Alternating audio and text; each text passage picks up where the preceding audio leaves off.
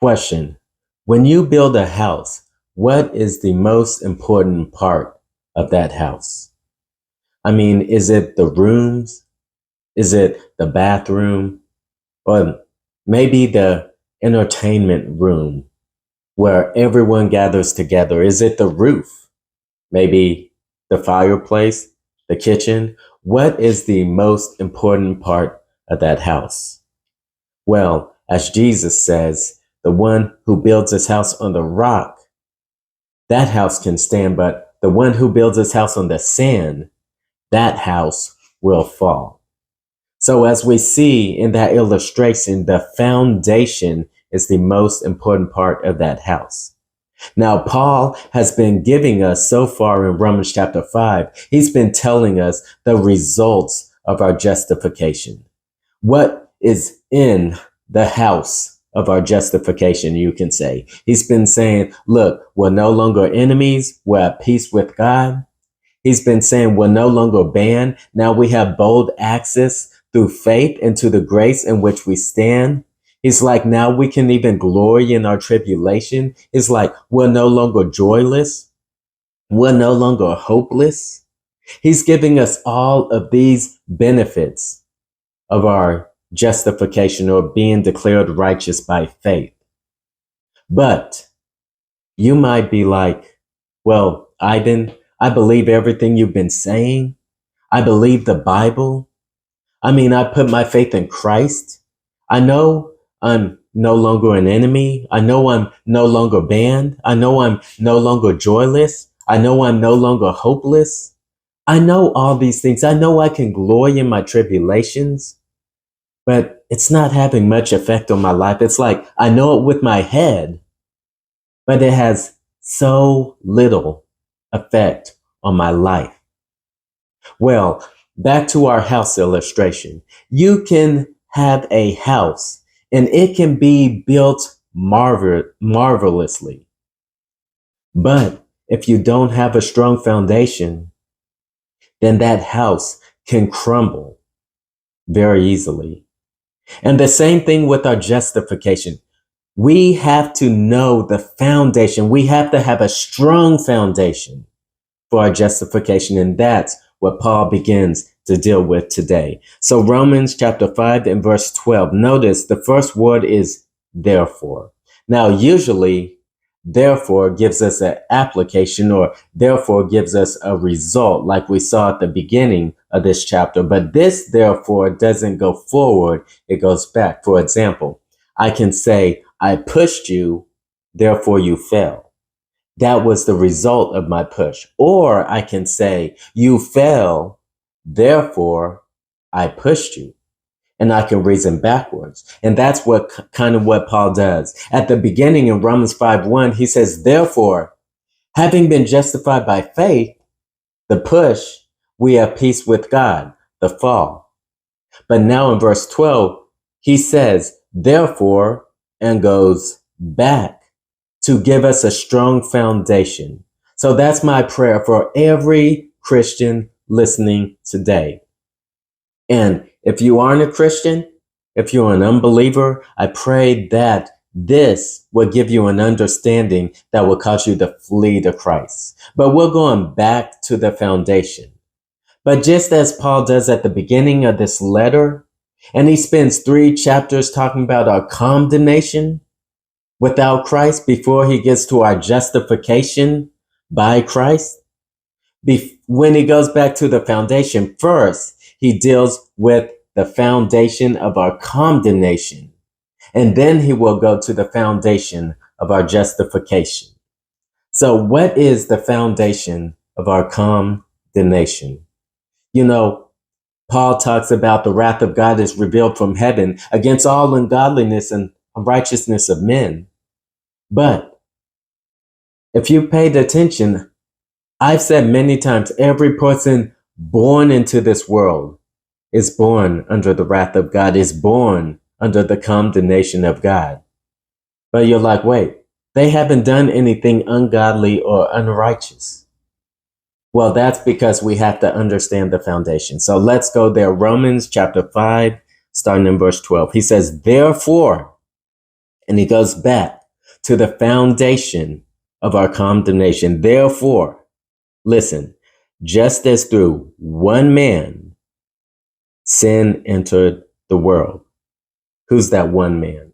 Well, as we go down further in these verses, we see that one man was Adam. When Adam was created in the image and likeness of God, then Eve was taken out of Adam's rib, brought to Adam. In Genesis chapter 3, we read of the account.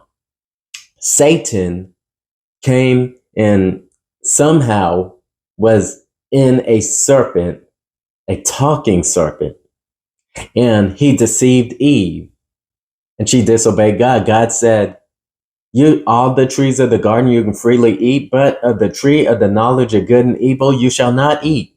And the day you eat of it, you shall surely die." And Satan tempted Eve. He tested her knowledge of the word, and he saw an opening. So he comes in and he implants his lie, and he deceives her, and she eats of the fruit, and she gives it to Adam, that one man. Adam ate and disobeyed God. Now you say, wait, Eve sinned first. So why doesn't Paul here say, just as through one woman sin entered the world?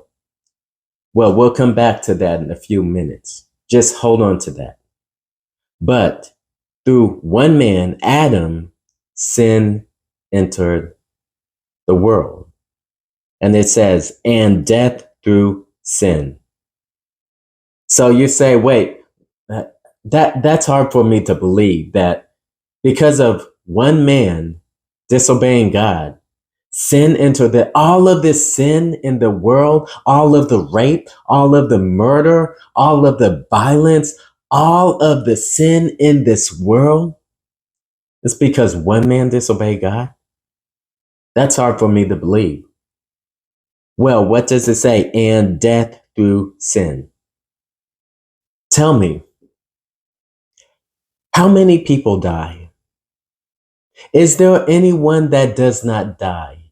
Is there anyone that can escape death? No. 10 out of 10 people die. 100 out of 100 people die.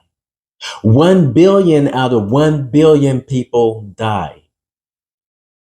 That's the evidence that by that one man's sin entered the world, and death through sin.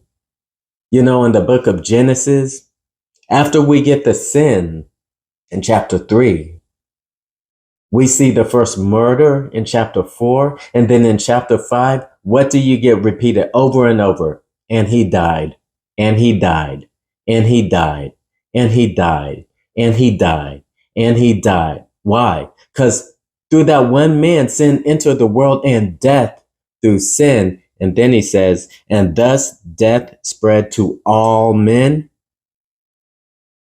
because all sinned. You're like, wait a second. Death spread to all men. Okay, I can see that. Everyone dies. But because all sin? Wait a second. What do you mean all sin? I wasn't there in the garden. See, sin is imputed or put on your account. We've talked about that in justification, but now in condemnation. This actually is the foundation of our justification. The foundation of our condemnation actually is the foundation our justification is built off of, you can say. See, God didn't, Adam didn't sin and God said, oh, now it's time for plan B. No, Adam sinned, and that was ordained for our justification. Now, we're almost out of time, so I just want to say this real quick, because I said I'll come back to why through one man sin entered the world, and it wasn't through Eve. Jesus was born of a virgin. In other words, he had no human father. Why? Because the sin nature comes through the Father, through the seed of the man. Sin comes into this world. You'll say, well, okay, well, then women don't have a sin nature. No, that's not what I said. I mean, didn't Eve come from Adam? Yes. Yes, every woman has a sin nature, but Jesus Christ did not receive a sin nature because he was born of a woman. He was born a virgin. You know, many say the virgin birth is not important. No, it is very important. Now, we don't have time to dive into this, but let me say this. If Jesus Christ was not born of a virgin, you go to hell, I go to hell. No one has any hope. But because he was born of a virgin and God was his father, and he came into this world as the perfect man, he is our only hope. We have to put our faith in him, cast our life on him to be saved from the eternal wrath of God. So, this is the foundation of our condemnation. It's Adam's sin. But it's very significant because it points to Christ as our only hope. So I pray today that you would put your hope in Christ